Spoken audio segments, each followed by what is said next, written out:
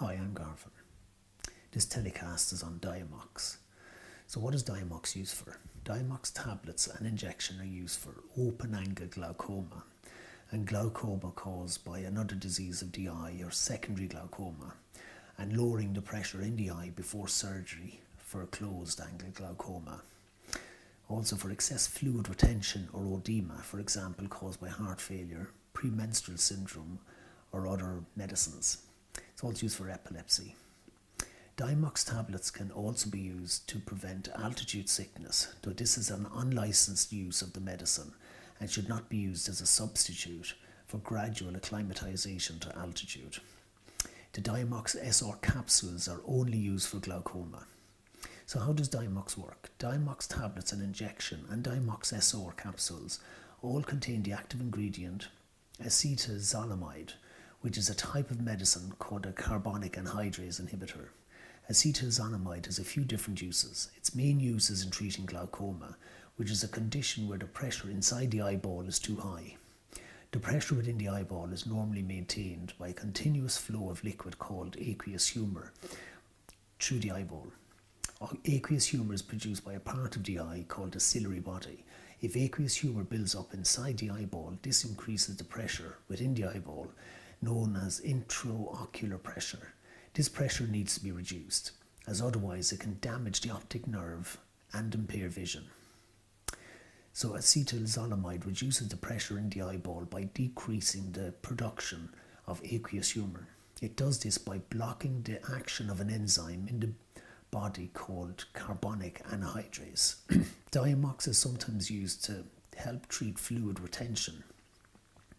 In this situation, it works in the kidneys, where it increases the amount of bicarbonate that passes into the urine. Diamox may also be used in the treatment of epilepsy. It is not fully understood how it works in this condition, though it is thought to stabilize the electrical activity of nerves.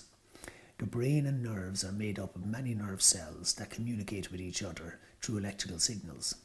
These signals must be carefully regulated for the brain and nerves to function properly.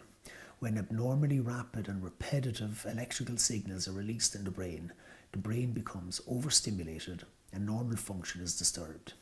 This results in fits or seizures. Certain chemicals must enter the nerve cells in order for electrical signals to be generated in the nerves.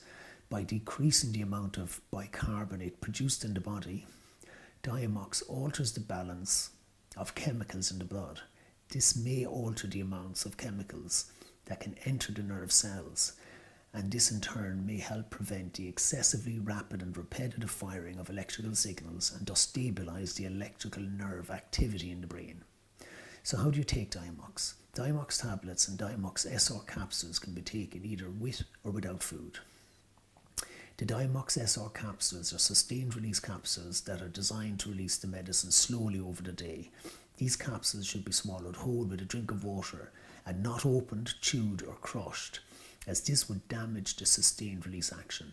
Diamox should be used with caution in elderly people and people with breathing difficulties such as emphysema, people with decreased kidney or liver function, people with a history of kidney stones, and people who have difficulty passing urine.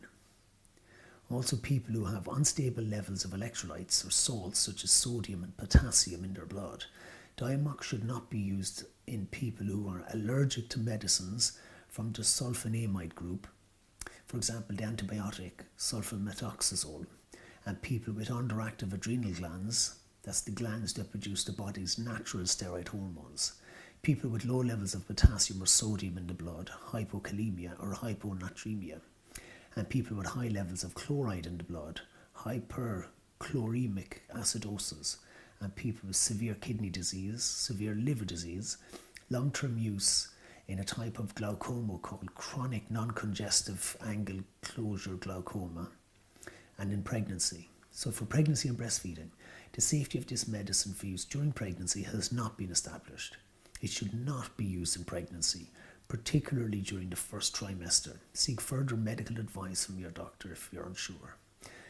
This medicine may pass into breast milk in small amounts. It should be used with caution during breastfeeding and only if the benefit to the mother outweighs the potential risk to the nursing infant.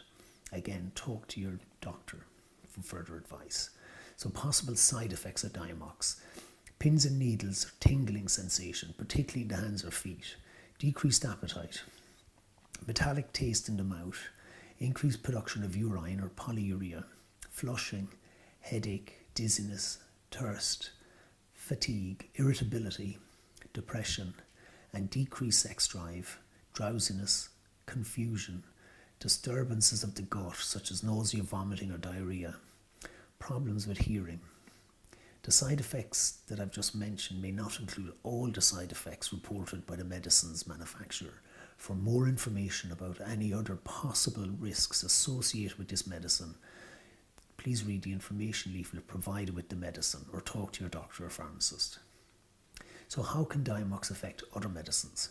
It is important to tell your doctor or pharmacist what medicines you are already taking, including those bought without a prescription, and herbal medicines, before you start treatment with this medicine. Similarly, check with your doctor or pharmacist before taking any new medicines while taking this one, to make sure that the combination is safe. Diamox may increase the blood levels of the following medicines and may therefore increase the risk of their side effects: carbamazepine, cyclosporin, phenytoin and quinidone. Diamox can decrease the amount of lithium in the blood, making it less effective. Diamox can make the antibiotic methamphetamine less effective at treating urinary tract infections, and there may be an increase in side effects such as drowsiness, confusion, lethargy, hyperventilating and ringing in the ears when Diamox is taken with high doses of aspirin. There may be an increased risk of osteomalacia and rickets if Diamox is used in combination with phenytoin, phenobarbital or primidone. Diamox can sometimes decrease the amount of potassium in the blood. If it is used in combination with any of the following medicines, which can also lower potassium in the blood, the risk of low blood sodium or potassium level or hypokalemia may be increased. So beta-2 sympathomimetics such as salbutamol or salmeterol, corticosteroids such as prednisolone and dexamethasone, the diuretics such as furosemide or benzoyl-methiazide, theophylline. So if you experience a low blood potassium level while taking this medicine, this can increase the risk of side effects from the following medicines: the amiodarone, arsenic trioxide, digoxin and disopyramide, and flecainide. So if you have any questions, you can contact me through the live pharmacist on the website.